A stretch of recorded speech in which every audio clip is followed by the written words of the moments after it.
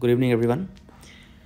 এই ভিডিওটো ITI electrician candidate সকলৰ বাবে যিসকলে বৰ্তমান অল ইণ্ডিয়াৰ বাবে এডমিট কাৰ্ড পাইছে আৰু তেওঁলোকে জানে যে তেওঁলোকক ইলেক্ট্ৰিকেল ৱৰ্কমেন পাৰমিটৰ দৰকাৰ হ'ব আৰু এডভাৰটাইজমেণ্টতো লিখা হৈছিল যে ইলেক্ট্ৰিকেল ৱৰ্কমেন পাৰমিটৰ পাৰ্ট 1 আৰু পাৰ্ট 2 টো দৰকাৰী।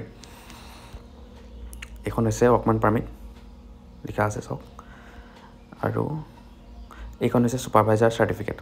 এইখন বাৰু বৰ্তমান দৰকাৰ নাই, বৰ্তমান অকল ইলেক্ট্ৰিকেল ৱৰ্কমেন পাৰমিটখন লাগিব। ৱৰ্কমেন পাৰমিটৰ এই পাৰ্ট 1 আৰু এই part 2 motor generator wiring part 2 টো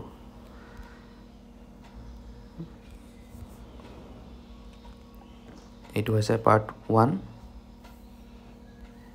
আৰু এইটো মটৰ জেনেৰেটৰ ৱায়াৰিং। এই সেকেন্ড পাৰ্টটো সবৰ ওচৰত নাথাকে।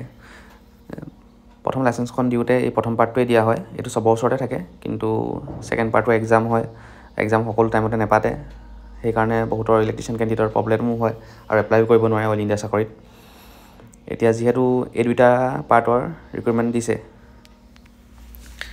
তো কাৰবাৰ যদি কোনোবা এটা পাৰ্ট আছে তেওঁলোকৰ কেনসেল হোৱা চান্স নহয়, কেনসেল হ'বই তেওঁলোকৰ। দুইটা পাৰ্টে লাগিব, যিকোনো এটা পাৰ্ট হ'লেও নহ'ব।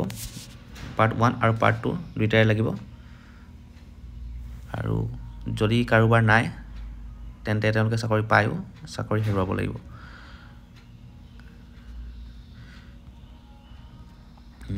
আৰু জয়নিং কৰাৰ সময়ত যাৰ লাইসেন্সখন আছে, দুইটা পাৰ্ট আছে পাৰমিটখন ভ্যালিডিটি হ'ব লাগিব। ভ্যালিড মিন্স আপোনাৰ এক্সপায়াৰি হ'ব নালাগিব, ৰিনিউ কৰা হ'ব লাগিব। এক্সপায়াৰি হ'লেও কথা নাই, তেওঁলোকে নিশ্চিত এটা টাইম দিব ৰিনিউ কৰিবলৈ, কিন্তু লাইসেন্সখন থাকিব লাগিব। ইয়াত চাওক আপোনাৰ লাইসেন্সখন ভ্যালিড আছে 27 চনলৈকে ভ্যালিড আছে, 29/1/27 চনলৈকে ভ্যালিড আছে।